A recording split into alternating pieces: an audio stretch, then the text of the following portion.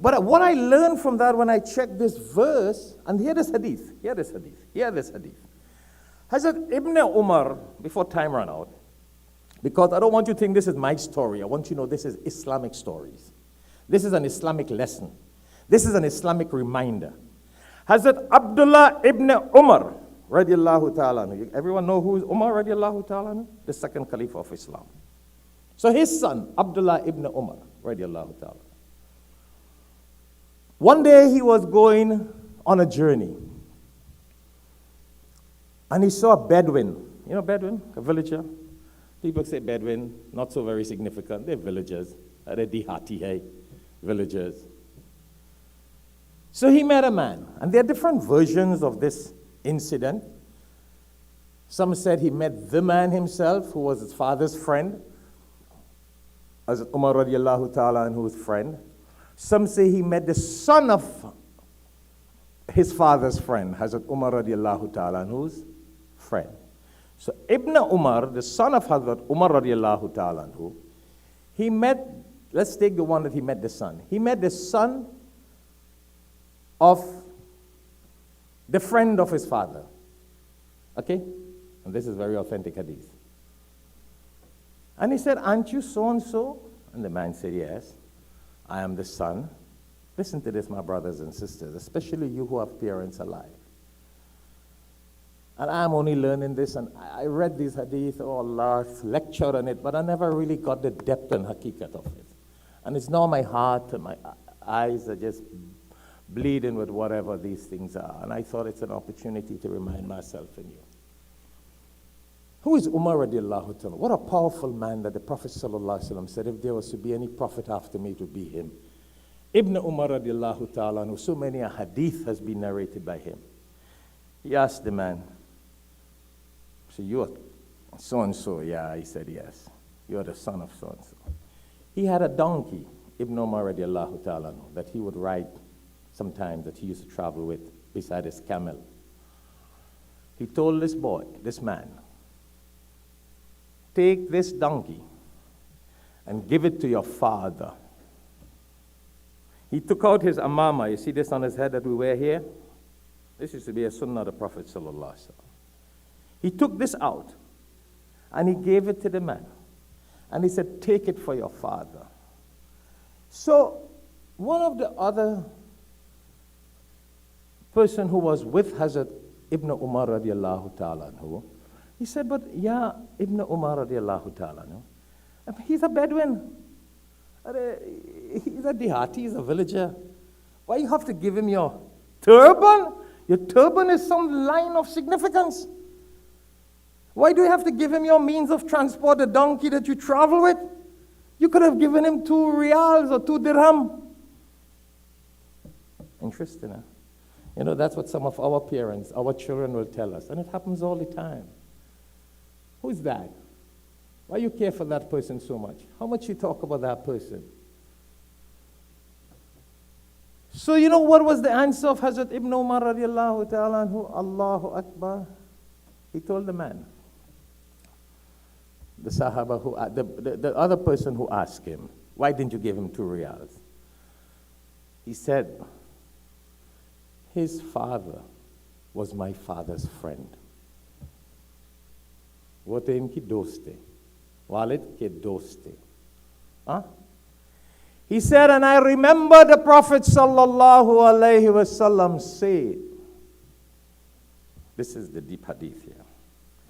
He said, I remember the Prophet sallallahu alaihi wasallam saying, and the synopsis of this hadith is, that obedience to parents, one of the form of obedience to parents is that you be nice to your parents' friends or those to whom your parents were close to. Qareeb. That's basically it.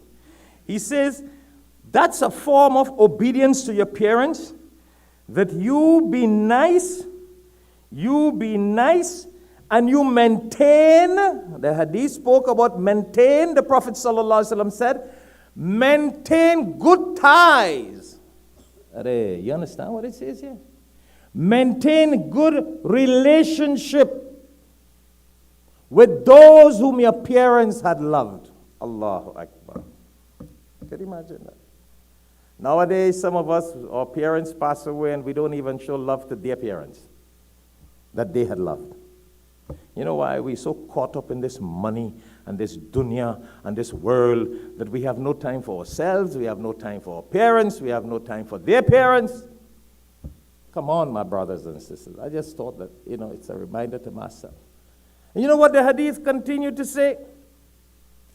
And if you do not, because you see, all of you may say, yeah, all right, we don't have time to keep ties with those whom our parents loved, meaning their sisters, their cousins, their relatives, their friends that they used to love when they were alive. That's what the hadith is saying here. The Prophet ﷺ said, because if you don't keep good relationship and maintain the ties with those whom your parents were close to, Allah may take away that light from you in this world.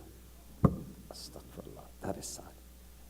Allah may take away that spiritual light and guidance that He has for you in this world, and maybe in the hereafter also.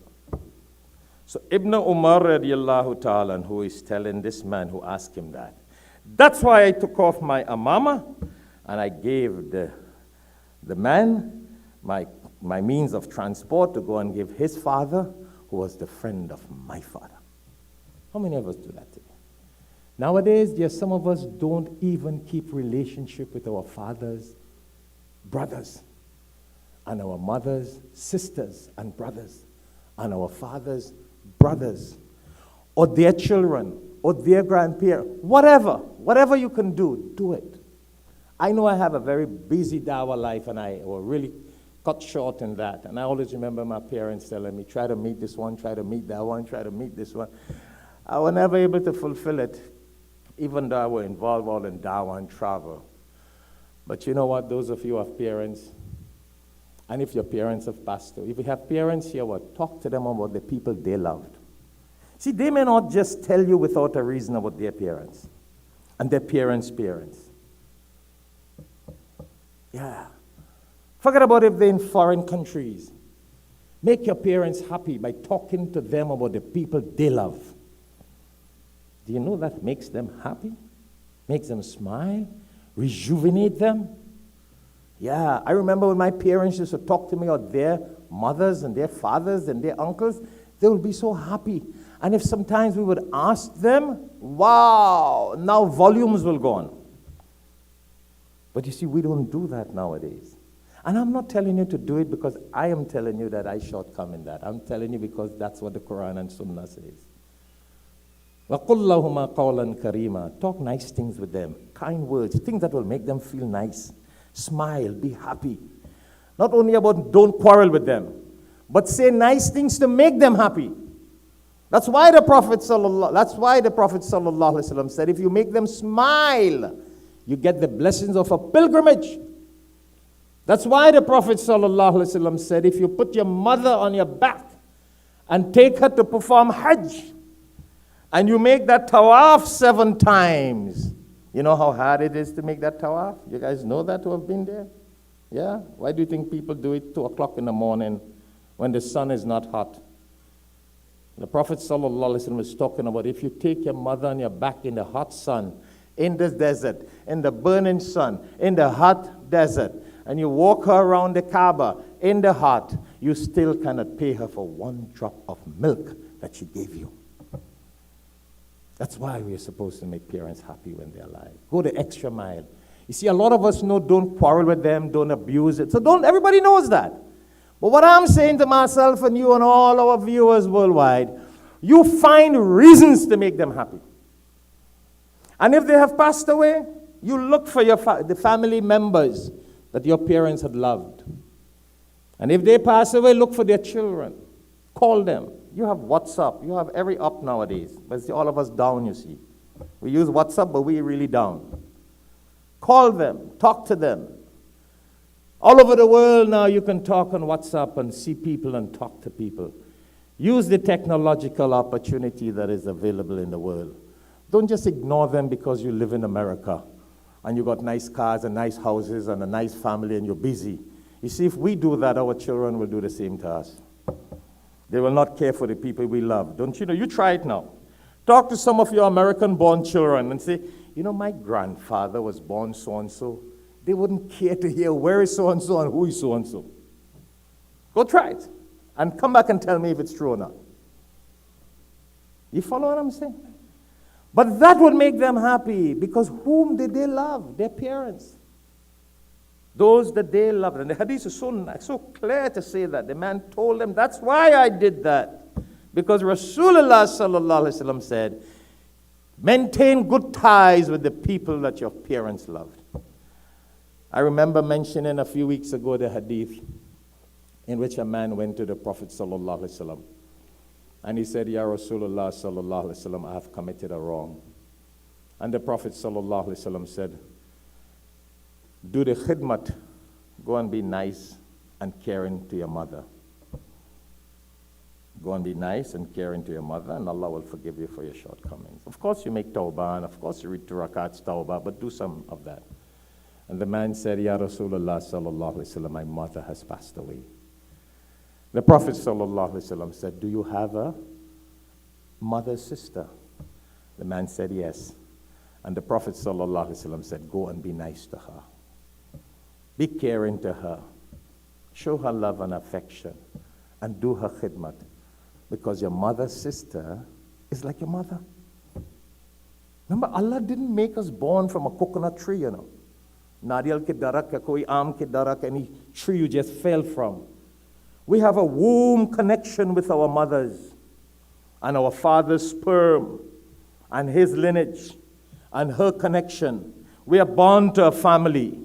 Don't bring this worldly, materialistic things that people make you disconnect from your family. Come on, don't fall into that.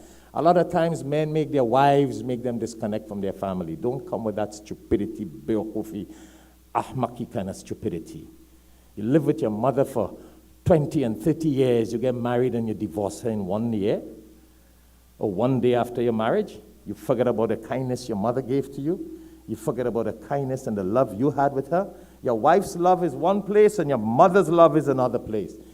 Your father's love is one way and your husband's love. Everyone has their rights and their hukuk. Fulfill it according to the Sharia of Islam. Yeah, a lot of times that's the problem. Some men make their wives be disrespectful to their, and you see, if I don't say this part, then we will fail short. You will be thinking it's just a khutbah, man. That is so not, just listen to it. I wanted to remind myself and you of the reality of it. Some husbands make their wives stay away from their fathers and mothers and do not go the 9 yards in وَقُلْ لَهُمَا قَوْلًا كَرِيمًا, in being very nice and very generous and very caring and taking the time and spending the time to talk and be nice to them. And some wives do the same thing to their husbands. They don't make them spend extra time in being nice to their husband's parents or their husband's relatives and friends and family that their parents used to be nice to. Come on, don't do that. Don't let that shortcoming happen. That's one of the signs of Qiyamah. That's one of the signs of the day of judgment. When we allow those things to cut our family ties, it's a sign of the day of Qiyamah. The Prophet ﷺ speaks about du'as not being accepted. Yeah? Be nice. You got to be nice to your husband and your wife and your children. That's your family. But what about the family that produced this family? What, your parents were not your family?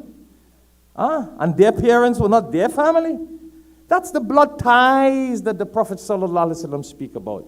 My brothers and sisters, go and study the law of warathat, inheritance, and you'll see the rights of children, grandchildren, and the whole connection. They are legally connected to you spiritually. Do you know that? That if you have no wife and children and you leave wealth and property, it's got to be distributed amongst them. So much they have hukuk and rights over you. Nowadays, we don't even have the time for them, and we don't care about that.